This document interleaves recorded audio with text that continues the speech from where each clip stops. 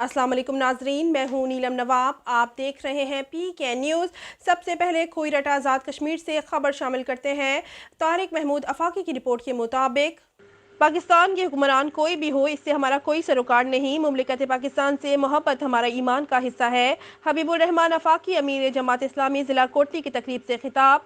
तफसीलात के मुताबिक बल्दियाती इंतखाबात में जीतने वाले वार्ड मेंबरान चौधरी मोहम्मद आसिफ, मास्टर साबिर मिन्हास, मिर्ज़ा वहीद अहमद की जीत पर इस्तकबालिया तकरीब गोड़ा बलियाल में मुनक्किद की गई, जिसमें कसीर तादाद में लोगों ने शिरकत की।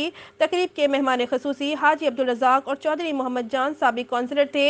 तकरीब का आगाज़ बाकायदा तिलावत कलाम पाक से हुआ, जिसकी सादत कारी हाजी मोहम्मद अफजल ने हासिल की। स्टेज सेक्रेटरी के हसीबुल अजीज़ चौधरी ने फ़राइज़ अदा किए। तकरीब से सबील खान चौधरी, मरकज़ी क़यादत इंसाफ स्टूडेंट फेडरेशन, तौसीफ़ुर रहमान अफाकी, अब्दुल गफ़ार बट, सदर जमात इस्लामी यूथ इनामुल हक चौधरी ने शिरकत की।